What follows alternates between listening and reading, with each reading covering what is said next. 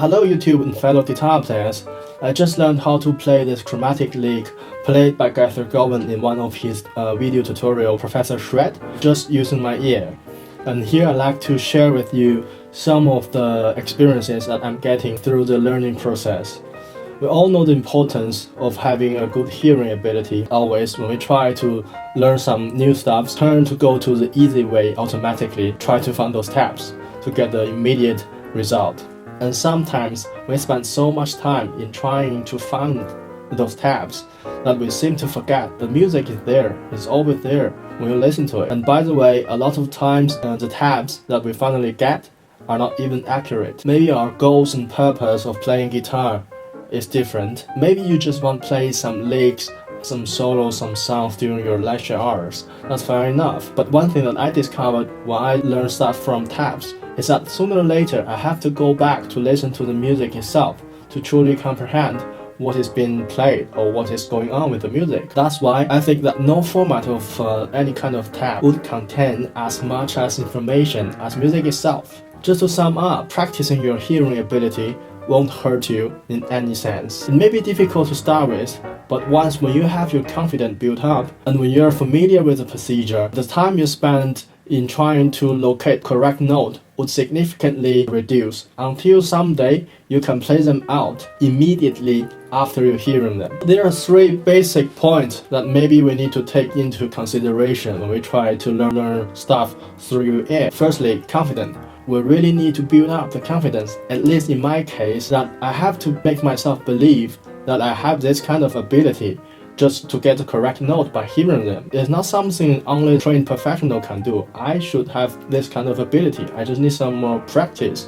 That's really important for you to get to start. And think about this, there are only 12 notes. Just by playing any random notes, you have almost 10% of the chance to hit the correct note. And I believe the chance to get correct note among us is much more higher than 10%. Secondly, we need to make learning by your ear process a habit. Not something that you do especially to train your ear. Just make it the way how you acquire new music. Just get rid of the impulse to try to find those tabs after you hear some solos, some beautiful sounds.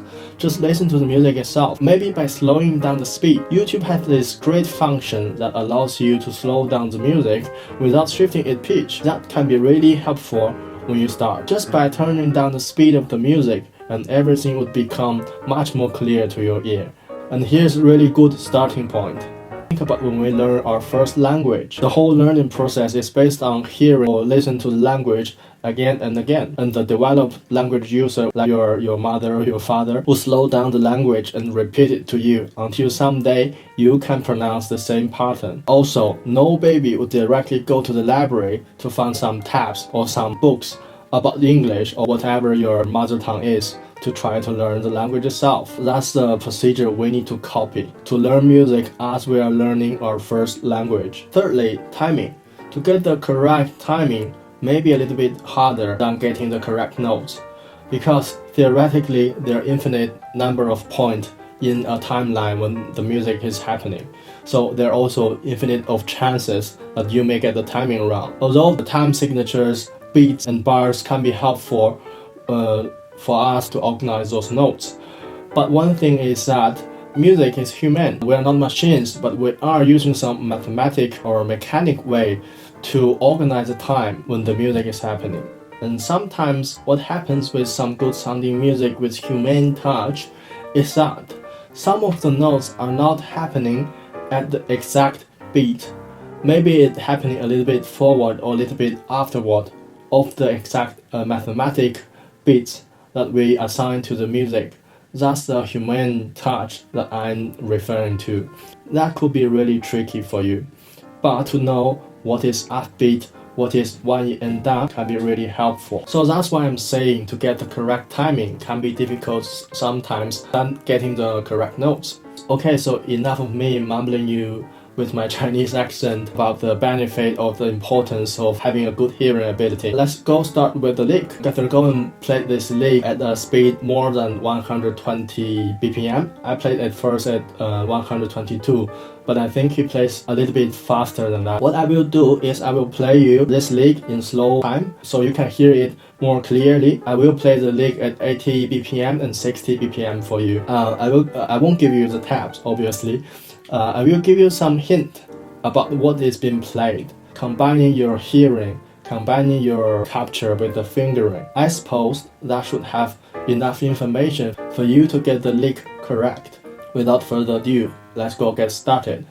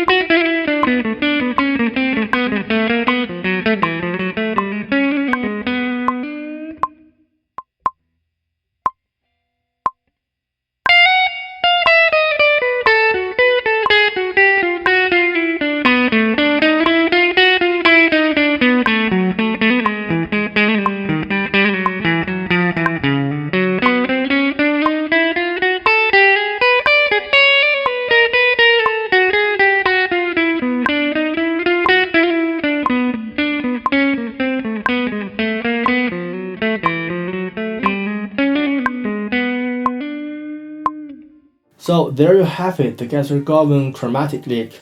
Please hit the subscribe button, and if you have any suggestions or any questions, please let me know. And please let me know if the video has been helpful for you. Thank you very much. See you next time.